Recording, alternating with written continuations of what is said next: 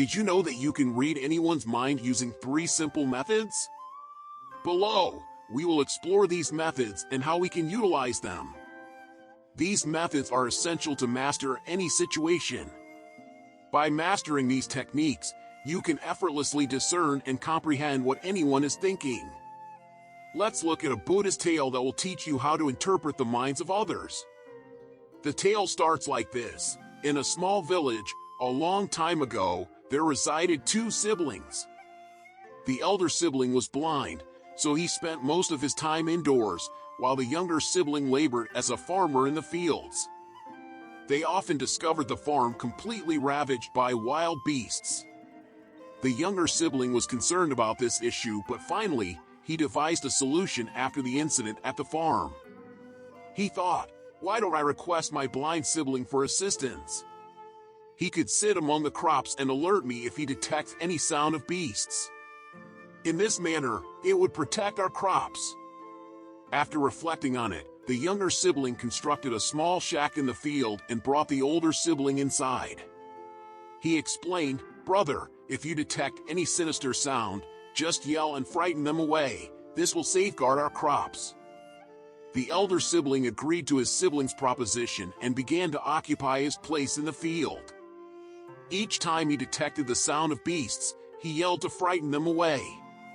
Thus, they continued with this routine for several days. On a particular occasion, a deer darted across the field swiftly, toppling part of the fence before escaping. Shortly thereafter, a king who was pursuing the deer arrived at the spot. The monarch pointed to the blind sibling and inquired, "Have you seen a deer around here?"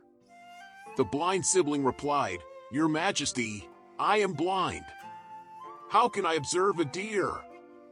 However, I can assure you that the creature that deserted my field is not worthy of your chase.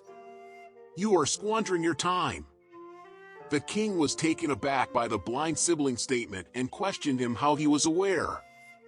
He speculated if the blind sibling was deceiving since he claimed to be blind but offered his opinion on the worth of the deer. In response, the blind sibling said, "Your Majesty, the creature that you assume is a deer is actually a pregnant doe. I have never heard of a king hunting a pregnant doe. Hence, I advise you that it is not worth your pursuit.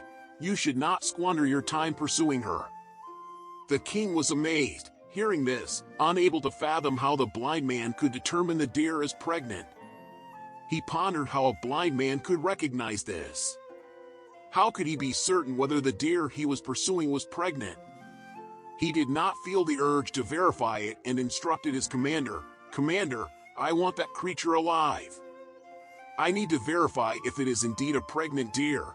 The blind sibling seems to be very confident about it, and I need to investigate. Please, proceed and ascertain if she is pregnant." The king's commands were obeyed by the commander, who departed. When he returned, he reported to the king that the blind sibling was correct and that the deer was pregnant. The king was filled with wonder and could not comprehend how the blind individual knew about the gestation of the doe. He pondered how a blind man could recognize this. How could he be certain if the deer he was chasing was pregnant or not? He asked the blind sibling to clarify this. He expressed to him, "Perhaps you are unsure about whether you are truly blind or not, but I have come with an inquiry. You commit to provide me with the accurate answer." In response, the blind sibling stated, "His Majesty, you can query me whatever you desire, and I will respond to you truthfully." The king remarked, "You are a discerning individual, and it seems that you have a profound understanding of various matters. Today, I have called to ascertain whether my spouse is being disloyal to me or not." The blind sibling replied, "His Majesty, why do you pose such a query? Your union has endured for many years, and now such doubts emerge in your mind." However, the king persisted, stating, "You must reply to this query. If you do not offer an answer, I will subject you to capital punishment." Due to the menace of the king, the blind sibling expressed, "His Majesty, if you wish to learn the answer, you must grant me a favor." The king asked, "Inform me what I should do." The blind sibling replied, "For this, you will have to leave me alone with your spouse in a chamber." Initially, the king became agitated at the proposal, but eventually, he consented to the request and ordered his commander to leave the blind sibling and the queen alone in a chamber. At that moment, the blind sibling expressed his desire to have physical contact with the queen. Confronted with this statement, the queen became infuriated and assaulted the blind sibling with rage, using her hands, feet, and all her might. After the confrontation, the blind man managed to flee and went directly towards the king. Shortly afterwards, the blind sibling informed the king, "Your Majesty, your spouse is not loyal." Enraged, the king drew his sword and advanced towards the queen, proposing that any falsehood would result in his execution. The query was about the queen's fidelity, to which she responded, "Your Majesty, you can slay me, but I am not loyal." The king was comforted to confirm that everything the blind sibling said was accurate. Upon hearing this, the king immediately approached the blind sibling and inquired, "How did you know that my spouse was not loyal?" The blind man responded, "Your Majesty, it is quite straightforward. I mentioned to him, to your spouse, my desire to touch her, and she reacted with such rage that she began to assault me. Instead of declining, she chose aggression, thus making contact with my entire body in the process. Now, tell me, how can a lady who behaves in such a manner be loyal?" Astonished by the acumen of the blind man, the monarch said, "You are remarkably perceptive. Let's proceed. Reply to another query accurately, and I'll release you." The monarch inquired, "Inform me, am I genuinely the offspring of my father, or another individual?" To this, the blind sibling answered, "Your Highness, why are you troubled by this inquiry? It's irrelevant who your forebears are. You are the sovereign of this realm. Dismiss this inquiry." Nevertheless, the monarch persisted, "No, I demand the precise answer. Otherwise, it will perpetually haunt me. Therefore, I yearn to know the actuality." The blind sibling responded, "Your Highness, I can disclose to you whose progeny you are right now, but initially, I require your assurance that you will not harbor resentment." The monarch stated, "I assure that I will not harbor resentment towards you." Then, the blind sibling disclosed, "You are indeed your father's offspring, but you are also under the sway of a miserly traitor." Learning this, the monarch hurried to his mother and exclaimed, "Mother, kindly reveal the truth to me. Am I genuinely the offspring of my father or another? If you don't reveal the truth, I will forfeit my life right here." The king's mother replied, "Son, you are indeed your father's offspring, but you are also under the sway of a stingy merchant." Brimming with relief, the monarch immediately returned to the blind sibling. He queried, "How are you aware that the specter of a miserly merchant lingered over me?" The blind man retorted, "Your Highness, I have accurately addressed many of your inquiries, and yet until this moment, I have not acquired a single dime. From this, I inferred that you are exceedingly frugal." The monarch erupted in laughter and proclaimed, "Whatever you request, I shall bestow upon you. But enlighten me, how do you discern what is correct and what is not? How can you offer such precise and accurate replies?" The blind sibling stated, "Your Highness, I am innately blind. If I possess vision, I could effortlessly interpret the thoughts of anyone. The mind possesses its dialect, and this dialect manifests in the actions of a person's physique. By scrutinizing the eyes, the lips, their mannerisms, and the actions of an individual, one can deduce what is transpiring in their psyche. Based on this, we can ascertain anyone's cogitations. But I am sightless, so I interpret through actions. If I desire to learn something, I must assign an endeavor to the next individual to observe how he executes the task, and, based on that, I can deduce what is transpiring in his psyche." The monarch proposed, "Then it implies that I, too, can interpret someone's thoughts." To this question, the blind sibling replied, "Unquestionably, you can also grasp the cogitations of any individual, but before that, you need to labor on yourself. Labor involves calming your psyche and anchoring it in the present. For this, today, I will unveil 3 straightforward and achievable techniques. However, Your Highness, before delving into it, you must undertake an action to concentrate your psyche. When we center our psyche and align it with the present instant, we can fathom the thoughts of others, as that individual is pondering in the present. It is crucial to also bring our psyches to the present instant. Only then can we fathom their thoughts. If we are engrossed in bygone events, how will we discern what the other person is contemplating at this instant? If we are submerged in bygone events, to decipher someone's cogitations, it is vital, above all, to center our psyches and bring them to the present." Promptly, the blind sibling continued, "Now, Your Highness, I will disclose to you the 3 uncomplicated methods by which you can effortlessly interpret the thoughts of any person." Immediately afterward, the blind man imparted to the monarch, "Oh, Your Highness, the first technique is to heed the eyes. When we initiate a dialogue with someone, the most critical aspect is to observe their eyes, as the eyes, though silent, convey much. I acquired this talent from the esteemed Gautama Buddha many years ago when he was my mentor and guide.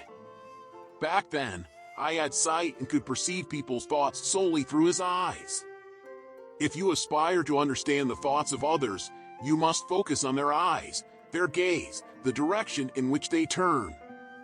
If, while conversing with them, their eyes dart from one side to another, it suggests that they are seeking an escape from the dialogue and that someone is possibly deceitful.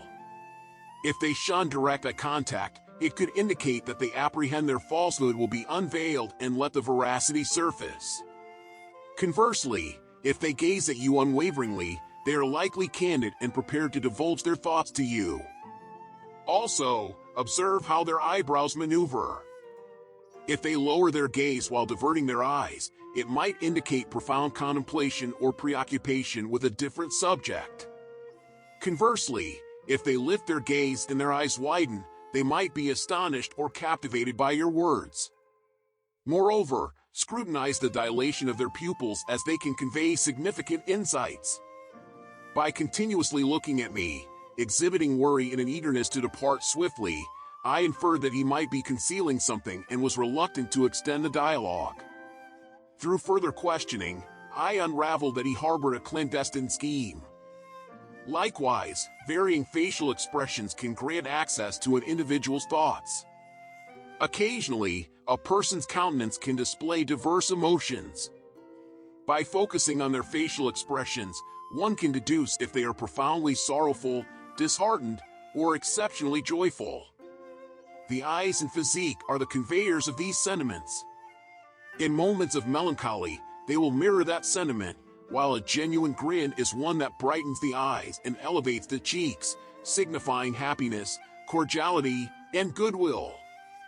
The eyes are pivotal. When they constrict and glisten, you can have confidence that the grin is sincere. Furthermore, observe the area between the eyebrows, where the skin creases when strained and frequently denotes bewilderment, profound thinking, or endeavoring to grasp something intricate. The second technique, Your Highness, lies in heeding body language. The body and hands possess the capacity to communicate extensively without resorting to speech, forming a sort of covert dialect wherein one can discern people's desires and sentiments through subtle gestures. Envision an individual who, while conversing with you, hastily drums their fingers or creates a repetitive noise when striking an object. This might signify ennui, urgency, or a yearning to conclude the discussion. I recall a meeting where I encountered someone attempting to market something to me. Throughout the dialogue, his fingers drummed swiftly on the item he was promoting, allowing me to infer that he was indifferent or keen to conclude the discussion. Conversely, when someone remains motionless and assumes a composed stance, it suggests they are attentively listening. This demeanor reflects their sincere interest and eagerness to learn more. I recollect a shrewd instructor who habitually assumed this stance. Though he was tranquil, he inclined forward eagerly, expressing his inclination to delve further into the topic. At times, individuals who incessantly adjust their faces while speaking can offer clues about their mentality. This action typically signifies anxiety, profound rumination, or unease about something. Additionally, the movement of the hands can divulge much. For instance, if someone swiftly grazes their nose during a conversation, it might imply they're being untruthful or not entirely candid. Observing the focus they give to our speech and comprehending what is transpiring in their psyches can simplify the interpretation of their thoughts. However, prior to doing so, it is vital to center your mind and anchor it in the present. Only then, with devoted attention, can you observe all these actions, decipher them, and grasp what is transpiring in the individual's psyche. This observation is not a mere glance but a deep, analytical gaze into the nuances of human behavior. Every small gesture, every fleeting expression holds a story, a fragment of thought waiting to be understood. It's about understanding the symphony of human emotions that plays out in the subtlest of movements. When observing, consider the context, the environment, the individual's history, and the current situation. For instance, a clenched fist might indicate anger in one scenario, yet in another, it could be a sign of determination. Therefore, it's not just about what you see but also about understanding the context in which you see it. If you are preoccupied with past or future occurrences, you will never manage to observe the individual's nonverbal cues, and you will remain oblivious to their current thoughts. The mind, like a time traveler, often wanders into the realms of past regrets and future anxieties, missing the subtle intricacies of the present. It's essential to anchor your mind in the now, to be fully present. Imagine you're watching a play. If you're distracted, you miss the crucial scenes. Similarly, in the play of life, being present is key to understanding the ongoing narrative. Now, Your Highness, let's progress to the third method. Prior to divulging it to you, it's crucial that you center your thoughts. Centering your thoughts is like tuning an instrument before a performance. It's about aligning your mind with the present moment, making it receptive to the subtleties of human expression. When we focus our attention and ground ourselves in the present moment, we are equipped to comprehend the thoughts of others, as that person is absorbed in the now. It's like tuning into a frequency. Only when your mind is attuned to the present can you clearly receive the signals of others' thoughts. Similarly, it's essential to orient our minds to the present. Only then can we apprehend their thoughts. To achieve this, practice mindfulness and meditation. These are not mere exercises but tools to sharpen your perception, to refine the quality of your attention. They train you to filter out the noise of distractions and focus on the essence of the moment. Advancing to the third method, the blind sibling articulated, "O king, to fathom the thoughts of someone, heed their speech." The speech possesses the capacity to disclose much about an individual's thoughts and emotions. Speech is like a window to the soul, revealing what lies within, often more than what the person intends to show. Hasty and hurried articulation might signify apprehension, unease, or exhilaration. Consider, for example, when someone speaks rapidly in a meeting, it might indicate their eagerness to convey their ideas or perhaps their nervousness in the presence of authority. Encountering someone who articulates slowly and calmly suggests they are serene and composed. This slow, deliberate way of speaking often reflects a mind that is thoughtful and measured. It's akin to a calm river, flowing steadily and revealing its depth. Additionally, pay heed to the pitch of their speech. A high, piercing pitch may suggest irritation or vexation, whereas a gentle and serene pitch implies calmness and ease. Pitch is the music of speech. It rises and falls, conveying emotions that words alone might fail to express. I recall conversing with an individual who feigned joy, yet their speech was strained and elevated. This inconsistency between their words and tone was like a poorly played musical note, striking a discordant sound. It elicited skepticism about their genuine joyfulness. Speech can also unveil sentiments, such as when a person exhales heavily, shouts, or laughs authentically. These are the unguarded moments when true feelings seep through the veil of controlled speech. By focusing on their enunciation and the intonation they employ, you can readily discern their thoughts and feelings. It's about listening not just to the words but to the melody of their speech, the rhythm of their language. This method requires not only keen hearing but also an understanding of human emotions and expressions. Indeed, Your Highness.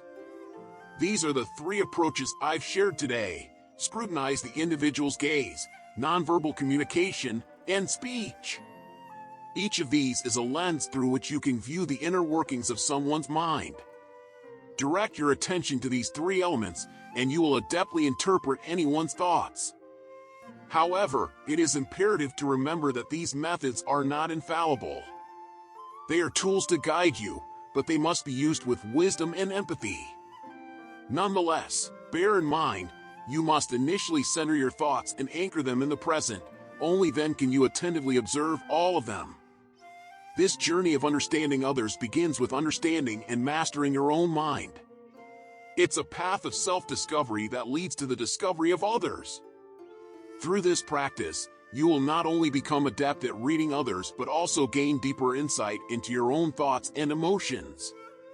Decipher these actions and grasp what is occurring in the individual's mind. In doing so, you can comprehend their thoughts and enhance your life. I trust that this remarkable tale has aided you in grasping the emotions of those you interact with and what they might be contemplating. In your routine, remember to leave your like if you enjoyed the video, and subscribe to ensure you don't miss out on additional content like this from the Stoic Monk channel. Thank you immensely for staying till the end. See you shortly.